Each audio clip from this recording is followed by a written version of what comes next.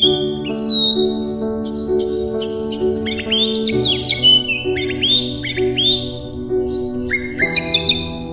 morning mist still clung to the verdant fields, a gentle curtain over the small, unassuming home where Lyhoaica, her young son Tony, and Grandma began their day. Lyhoaica's voice, warm and inviting, often greeted the dawn, a simple ritual to embrace the new day. She extended her wishes for happiness and peace, acknowledging the unseen companions who had followed their journey, especially Tony's path of growth. Her words carried the weight of gratitude, a deep appreciation for the silent support that buoyed them through life's everyday rhythms. Let us take a moment, she might say, to simply breathe, to find solace in the gentle, peaceful moments that weave through our lives.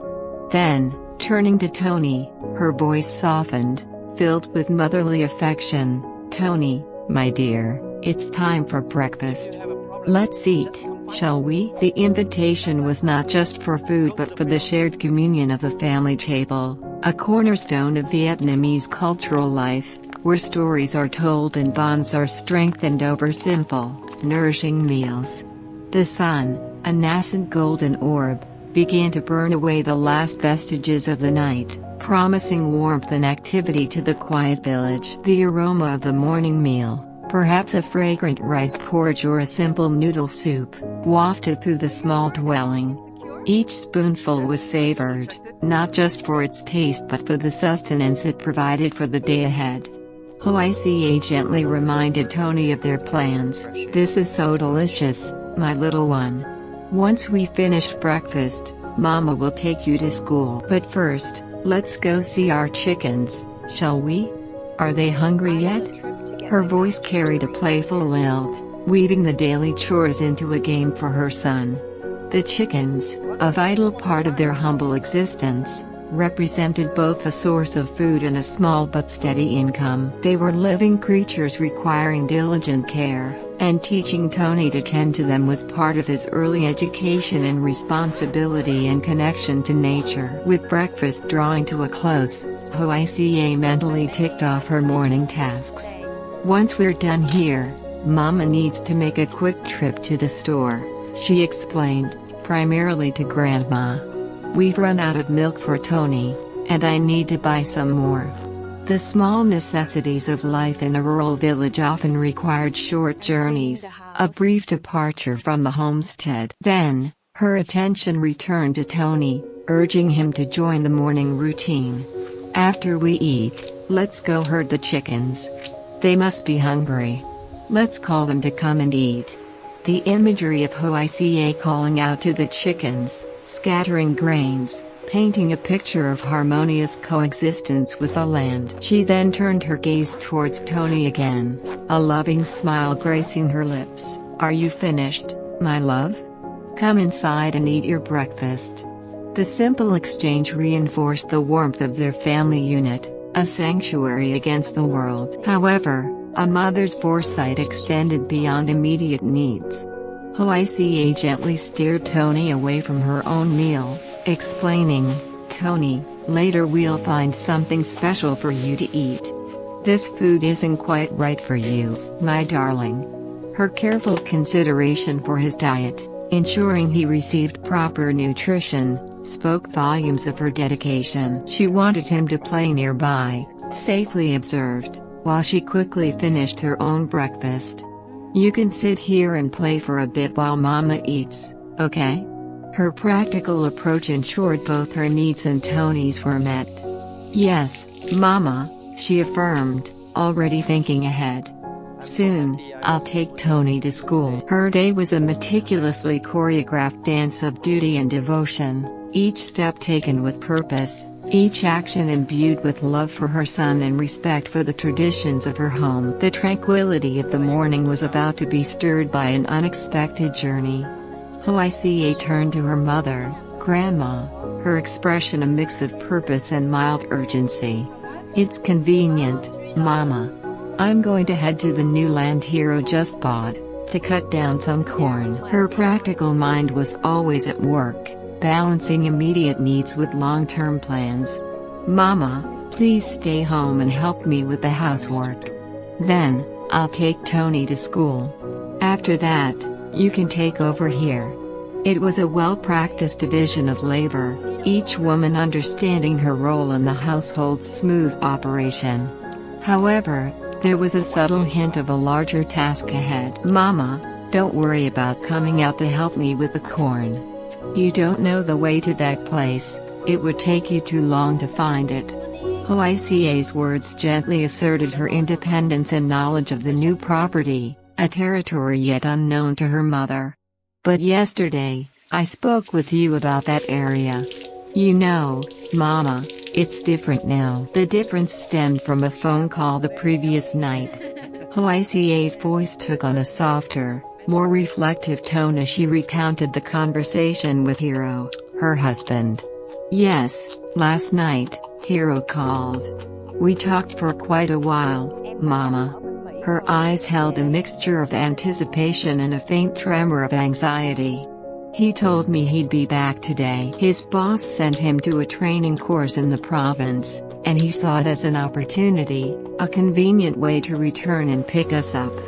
The reason for this unexpected journey, however, was weighty. He wants to take Tony and me down to the province to see if there's a center that teaches speaking." Tony, now over 2 years old, still struggled with speech, a worry that had silently gnawed at Lyhoaica's heart for months. The rural environment, while peaceful, lacked specialized medical and educational resources readily available in urban centers. This trip to the provincial capital was therefore not a casual outing but a pilgrimage of hope. "No, we'll go to the doctor first," Lyhoaica clarified, outlining the plan with meticulous detail. "If Tony is truly just slow to speak, and the doctor advises us to stay, then we'll stay there for a while. A teacher could teach him to speak. That would be wonderful, Mama." Her voice held a fragile hope. The prospect of Tony finally finding his voice, of unlocking the words within him, was a powerful motivator. This journey was more than just a medical consultation, it was an investment in their son's future, a testament to their parental devotion. "Mama, let's eat quickly, and then we'll help each other with the work." The practicality of their lives always interwove with their deepest emotions. "Once we're done, you stay at home, Mama. This is your son-in-law's house, your family's home." Lyhoaica's words reaffirmed Grandma's central role, not just as an elder but as the steadfast anchor of their home, especially during their impending absence. This was a common understanding in Vietnamese families, where extended kin networks provided a crucial safety net, ensuring continuity and care even when family members had to travel for important matters. Lyhoaica elaborated on their plan, the details carefully considered, reflecting the gravity of their situation. "Yes, first and foremost, Hiro and I will take Tony to the doctor. We need to know if it's truly just a speech delay." Her hope was palpable, yet tempered with realism. "If they confirm it, and they advise us to stay for Tony to attend a specialized school, then we will stay. But if there's nothing serious, if Tony is simply developing at his own pace, then we'll return home immediately." The uncertainty weighed heavily on her. This decision, to potentially leave their home for an extended period, was not taken lightly. She turned to Grandma, a plea in her eyes. "If we have to stay there, Mama, please take care of the house, the chickens, and the ducks for me for a while." Her request was humble but carried the full weight of reliance and trust.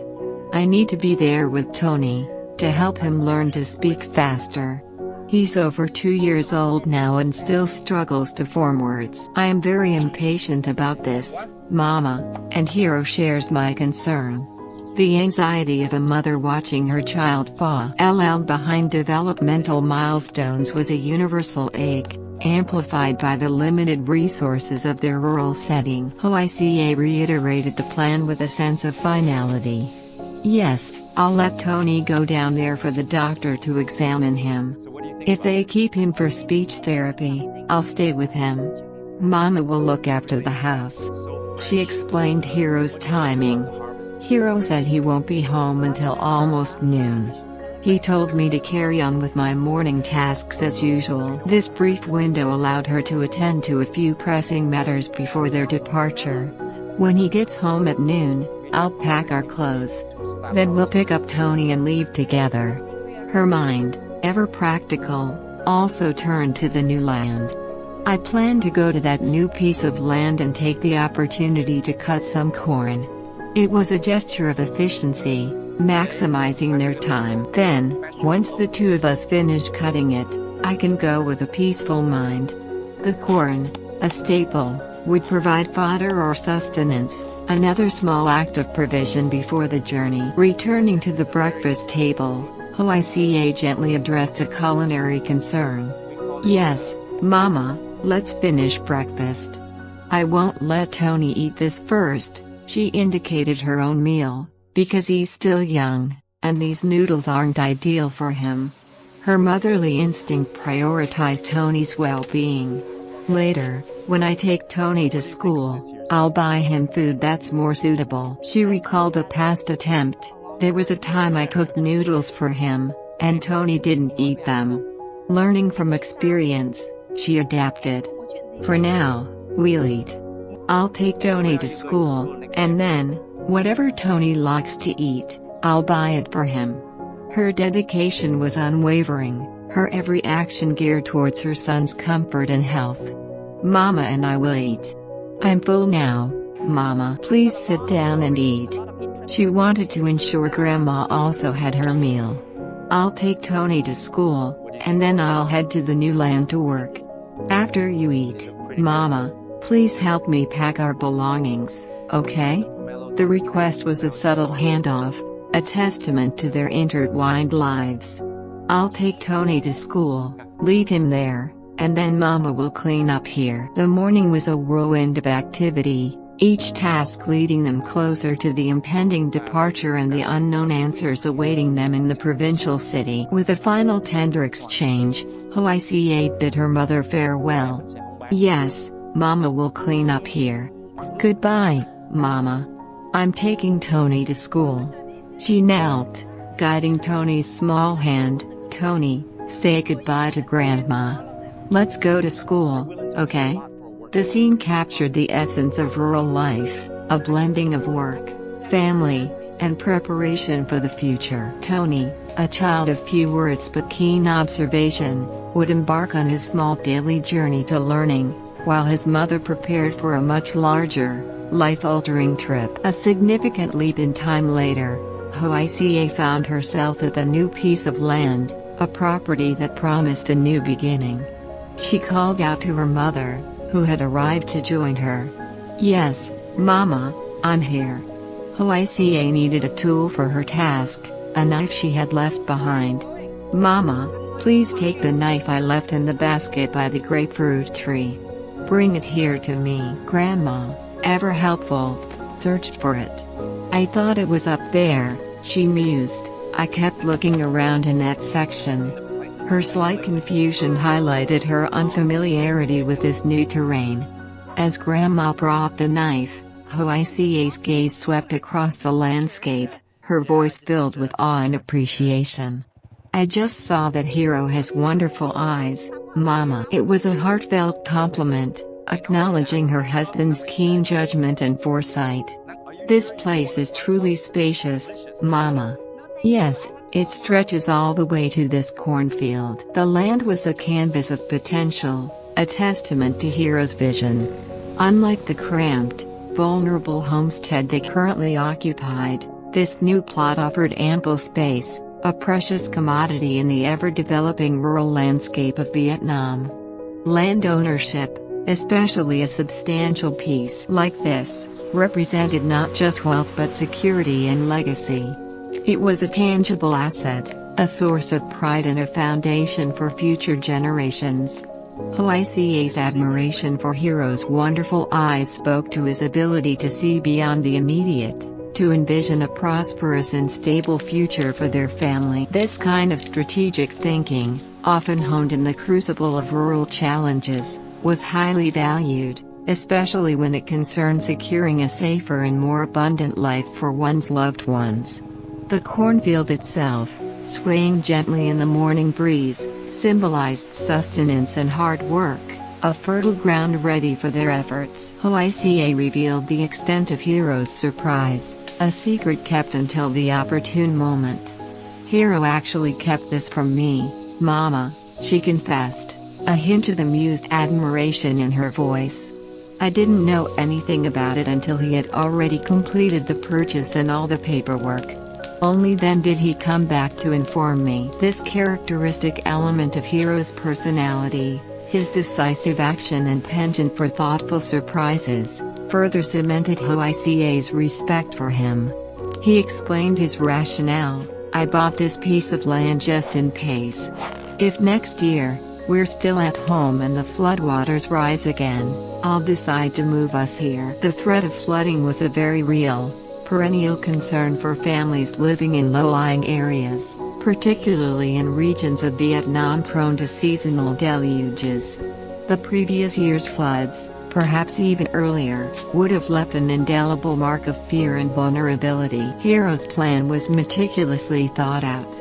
"I'll add more soil, Mama, raise it a little higher than the current road surface, and then build a house." This engineering foresight was crucial for long-term safety. "This place is also far from the stream," Lyhoaica added, explaining another key advantage. "Besides, it's very quiet and spacious here, which is why he chose it." The desire for peace, space, and security underscored his decision. Lyhoaica glowed with pride. "Hiro truly has a great vision, and his thinking is very good. He often creates these wonderful surprises." His ability to acquire such a desirable plot of land was not merely due to good fortune. "He works as a cadre, Mama," Lyhoaica explained, referring to his position in local administration or a community organization. "Because of that, he has a wide network of connections, darling. And that's how he was able to buy it." This aspect highlighted the informal yet powerful networks that often operate in rural Vietnamese communities, where personal relationships and official standing can open doors and facilitate transactions that might otherwise be impossible for ordinary villagers. For Lyhoaica and her mother, navigating such a complex system was daunting. "As for me and my mother, we wouldn't even know where to begin to buy a place like this. It's truly great." The gratitude for his connections was profound. "Luckily, he knows many people, so we were able to buy a beautiful piece of land at a good price, and the terrain is also very suitable." Hiro's concern for his family's safety was deeply ingrained. Lyhoaica recalled his unspoken worries. "He also takes care of the two of us so much. I'm sure he was afraid that when he went on a business trip, and it rained and the river water rose again, he would be worried." His actions spoke louder than words. "He didn't say anything, Mama. He just decided to buy a house." This quiet strength and proactive care were hallmarks of his character. Lyhoaica echoed his sentiment, adding her own voice to the growing family consensus for change.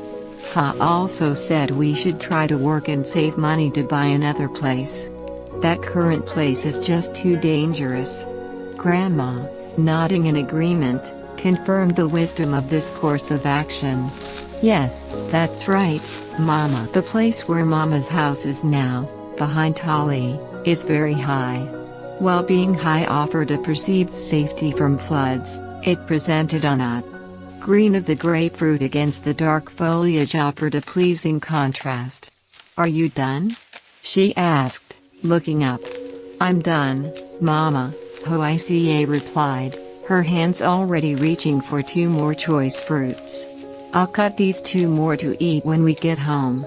The act of harvesting was both work and a simple pleasure, the promise of refreshing fruit after a long day under the sun. With a few more choice grapefruits carefully selected for their family's consumption, Lyhoaica turned to her mother, urging her to return home first.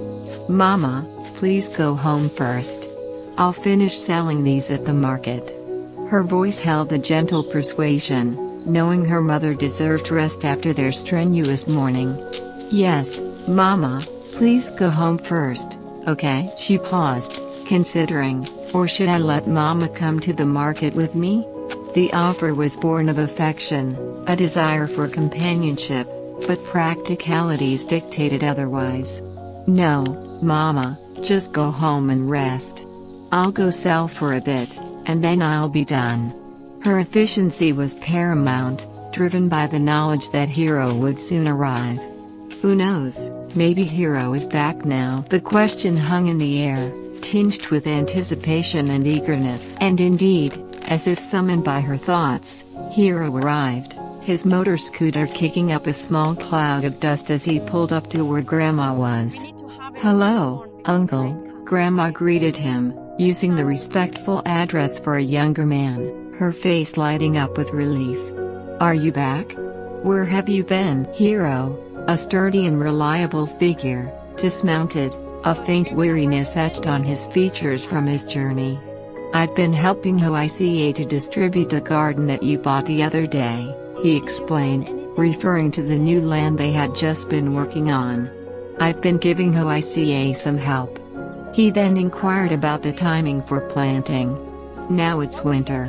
What can I plant, Grandma?" The cyclical nature of agriculture, the reliance on seasons, was a constant backdrop to their lives.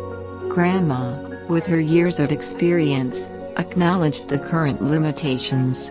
"I don't know, Uncle." She informed him of their progress. "The two of us have finished distributing everything." Hiro, always considerate, had expected Lyhoaica to be home already. "Yes, I thought you were home already," he said to Grandma. But Lyhoaica kept urging me, saying, "Mama, go home so I can go to the market."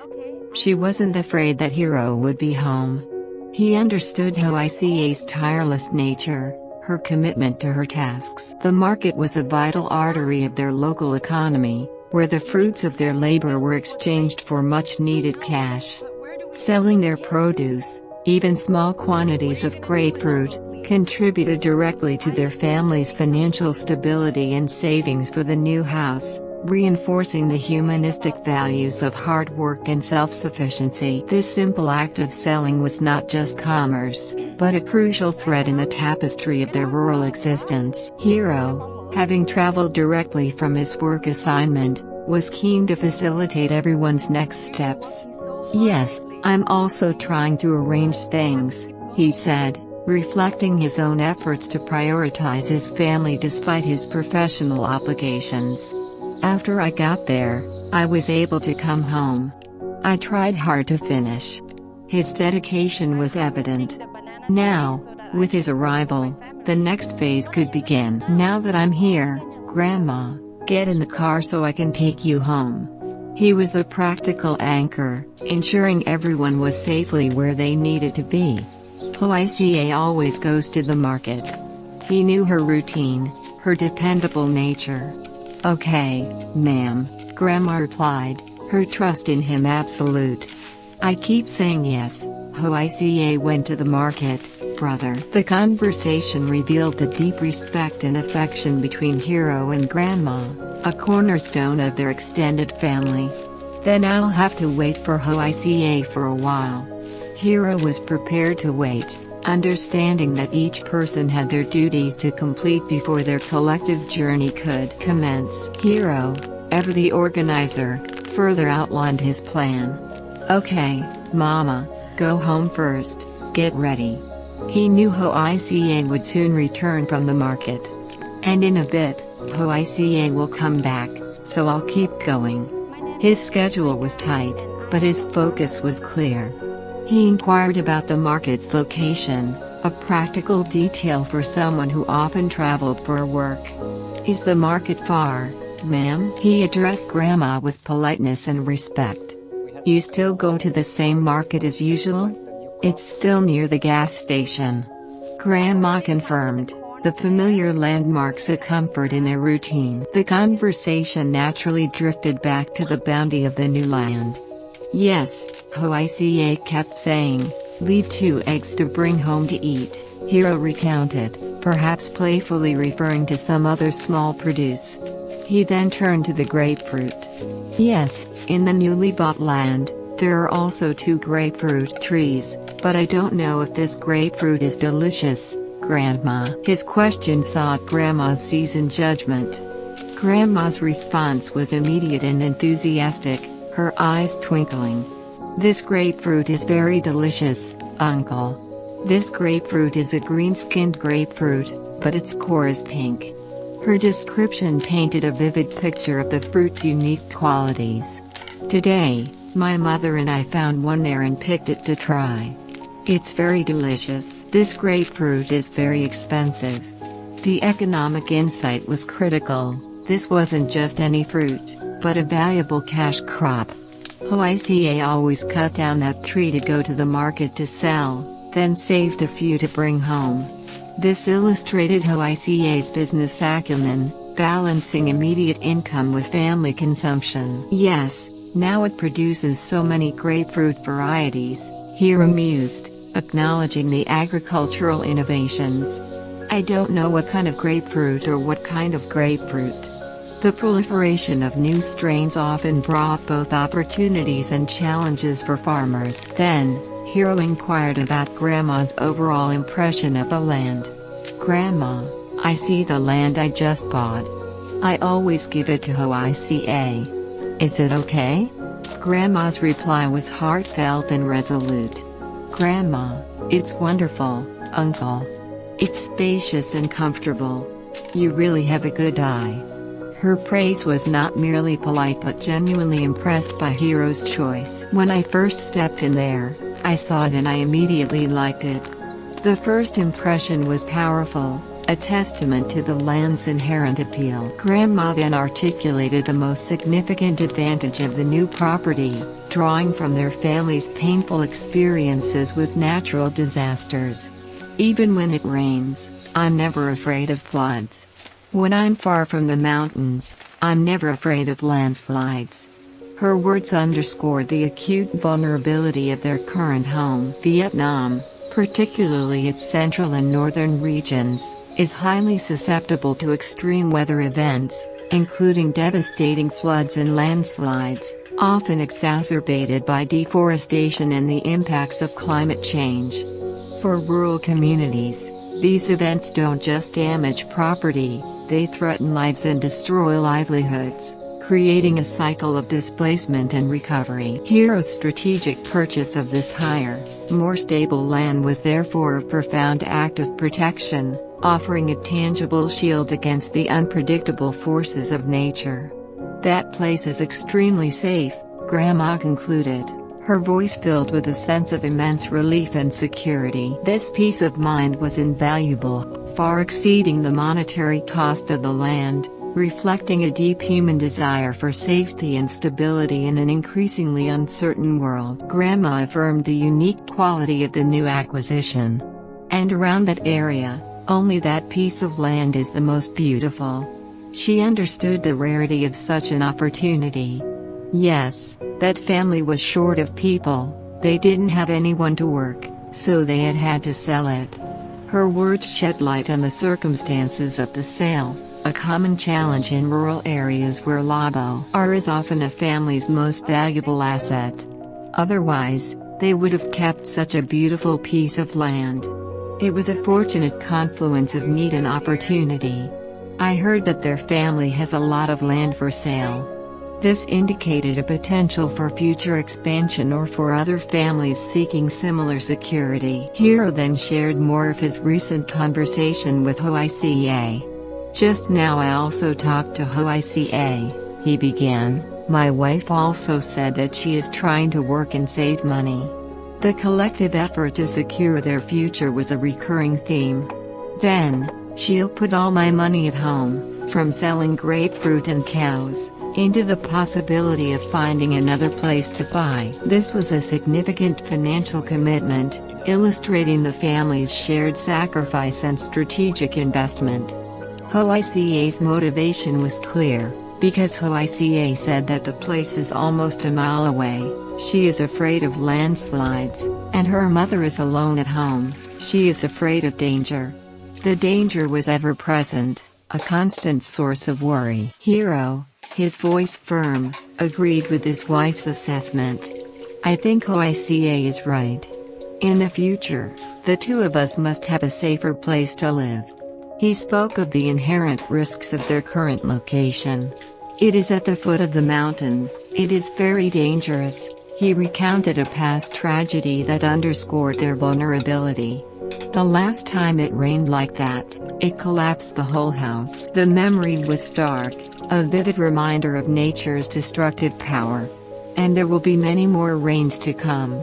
I don't know what will happen, I can't predict it. His words reflected the uncertainty and helplessness faced by many in vulnerable regions, where traditional knowledge often struggles against unprecedented weather patterns. It's best to prepare a safe piece of land, build a solid house to live there. His resolve was palpable. Right now, my grandmother's house is not very solid. He acknowledged the limitations of their existing structure. If you decide to build a beautiful house, do it carefully. You have to find a safe piece of land, then you can do it. Grandma's advice was practical and wise, echoing the deeply ingrained Vietnamese cultural value of careful planning and solid construction for a family home, which is seen as a lasting legacy. Hiro's vision for the new house was clear and uncompromising. But when you come here, if you build a house for Lyhoaica on that piece of land, I will build a solid house. He emphasized the permanence and strength he envisioned. I won't build a wooden house anymore. I will build a solid house, make sure the glass and steel frame is careful. This commitment to modern, durable materials like concrete, steel, and glass, instead of traditional wood, reflected a desire for absolute security and a long-term investment. Wooden houses, while traditional and charming, were no match for the forces of nature they now faced. I won't build a wooden house anymore. This time if I do, I have to make it solid from now on. His determination was not just for comfort but for the absolute safety of his family, a deeply human desire to protect those he loved from the elements. This commitment also reflected a subtle shift in rural Vietnamese architecture, moving towards more resilient, contemporary designs to withstand the challenges of a changing climate, blending traditional values of home ownership with modern engineering for survival. Hiro articulated his future plans with clear resolve. Next year, if I can save enough money, he stated, Lyhoaica is quite capable of building a house. His confidence in their collective efforts was strong. If you have the money to build a house like that, it will be very safe. You won't have to worry. The sense of security he envisioned went beyond mere shelter, it promised peace of mind. Even if you go somewhere, you can lock the door and feel secure. This seemingly simple detail spoke volumes about the vulnerability they currently felt. The constant low-level anxiety that permeated their lives. Hiro then shared a deeper, more personal fear. I also tell you the truth, many rainy nights I can't sleep for fear of landslides. His voice, usually steady, revealed the silent burden he carried as the protector of his family. But because of the situation, what could I do? It was a question born of helplessness, of living at the mercy of the elements. Now that Lyhoaica has said that, I also see that she is trying very hard. He acknowledged his wife's resilience and determination. The mother and daughter's calculation is correct. This mutual affirmation strengthened their resolve. Grandma, seizing the opportunity, voiced her own quiet hope, echoing the community's dependence on those with influence and connections. If my mother and I can save money, she began, perhaps speaking of her own savings and future contributions, you should use your wide network of connections to see if anyone is selling anywhere, then help me and my mother. It was a heartfelt plea, reflecting the traditional reliance on community elders and respected figures to navigate important life decisions like land acquisition. Hiro, without hesitation, reassured her. Yes, I will ask my friends to see if anyone is selling anywhere, then I will help you. This is simple." His confident reply underscored his commitment to his family and his ability to leverage his social capital for their benefit. In a collectivist society like Vietnam, such networks were invaluable, often more effective than formal channels. Grandma then expressed the common plight of ordinary villagers when it came to major purchases. "To tell you the truth, sometimes my mother and I can save money, but we don't know where to buy it. The challenge wasn't always financial but informational and logistical. Lyhoaica keeps working far away, so I don't know who is selling it." Their lack of local connections outside their immediate sphere made such endeavors difficult. Hero offered sound, practical advice, rooted in the realities of rural life. "In my opinion, you shouldn't buy land far from home now because there are still many gardens and fields there." His counsel was based on convenience and efficiency. "You just need to find a piece of land nearby that is safe for you to buy to build a house." This approach ensured they could still tend to their existing fields and gardens, integrating the new property seamlessly into their daily lives without creating additional burdens of travel and management. The emphasis on nearby and safe was paramount, a lesson learned from the dangers of their old home and the strategic wisdom of the new land purchase. Hero continued to elaborate on his pragmatic philosophy regarding land acquisition. "If you buy far away, it will be distant from your fields and other things," he explained, painting a clear picture of the logistical challenges. "We won't be able to take care of it properly, and it will be very difficult to travel back and forth." His advice was rooted in the realities of rural life, where proximity to land was crucial for effective farming and management. "Now that I'm around there, I also pay attention to the neighbors, to see if anyone is selling, then I'll consider buying." This showed his ongoing vigilance and readiness to act when the right opportunity arose, leveraging his local knowledge and connections. "I advise you not to go far away to look after your fields and gardens. Moving far away will be very difficult.